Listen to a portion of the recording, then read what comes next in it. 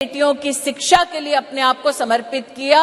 Drop out rate 18% था। प्रधानमंत्री जी के मुख्यमंत्री के कार्यकाल में ड्रॉप आउट रेट 1% हुआ और आज प्रधानमंत्री की जब उनको जिम्मेदारी मिली है तो राष्ट्र के इतिहास में पहली बार राष्ट्रीय शिक्षा नीति में महिलाओं के लिए अलग से फंड का, जेंडर इंक्लूजन फंड का प्रावधान करने वाली सरकार नरेंद्र मोदी की सरकार है।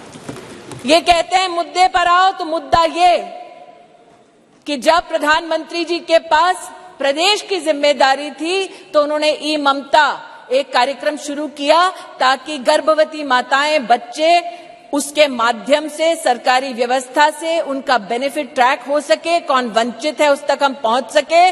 और आज नरेंद्र मोदी जब देश के प्रधानमंत्री हैं तो राष्ट्र के इतिहास में पहली बार पोषण ट्रैकर के माध्यम से देश के 7.5 करोड़ बच्चे और 2.5 करोड़ महिलाओं को पोषण अभियान के माध्यम से डिजिटली सेवा पहुंचाई जाती है।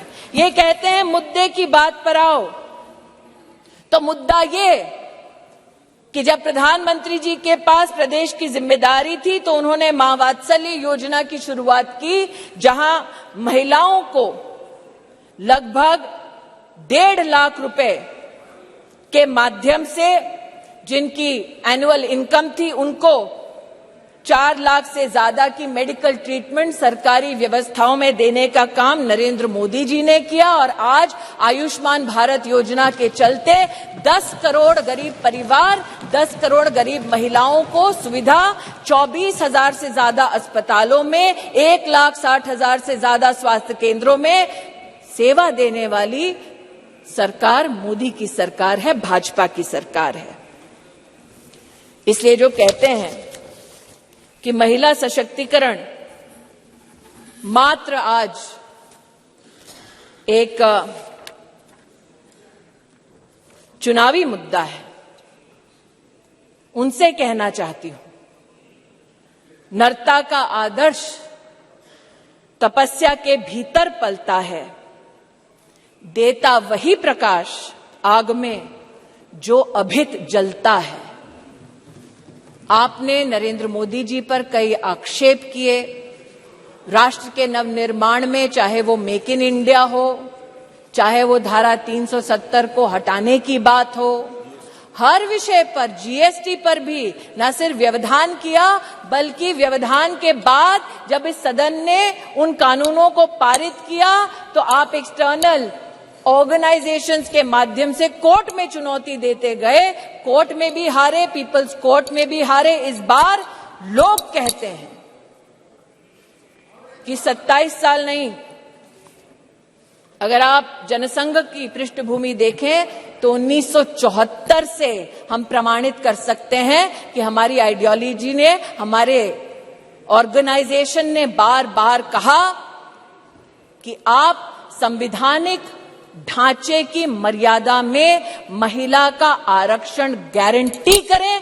मोदी आज इस अधिनियम के माध्यम से महिलाओं को जो वंचित है वो अधिकार गारंटी कर रही हैं और इसीलिए पूरे सदन से विनम्र आग्रह है कि एक साइंटिफिक पद्धति से संविधान का संरक्षण करते हुए जो प्रस्ताव सरकार लेकर आई है, वाकई में अगर आपकी रुचि महिला को पॉलिटिकली सशक्त करने की है तो आप इस अधिनियम का समर्थन करें। अंत में कुछ लोगों ने अपने वक्तव्यों में यह भी कहा कि आप रैंकिंग देख लीजिए। मैं उस पर एक स्पष्टीकरण देना चाहती हूं महोदय। अंतर्राष्ट्रीय रैंकिंग में वो महिला जो भारत की पंचायतों से जीत कर आती है, उस महिला का न सम्मान होता है न उसकी गणना होती है। अंतर्राष्ट्रीय रैंकिंग्स में वो महिला जो विधानसभा या विधान परिषद में चुनकर आती है, उस महिला की भी गणना नहीं होती, उसकी भी गिनती नहीं होती।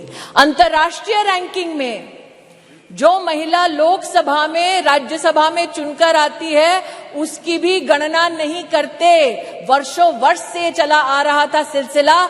मोदी सरकार ने इस विषय को अंतर्राष्ट्रीय पटल पर उठाया और लिखित में उनसे जवाब दिया कि हां, अब हम हिंदुस्तान की पंचायतों में जीतने वाली महिलाओं का सम्मान करेंगे, विधानसभा में जीतने वाली महिलाओं का सम्मान करेंगे, लोकसभा में जीतने वाली, राज्यसभा में हमारी जो महिलाएं सेवा दे रही है उनकी गिनती करेंगे।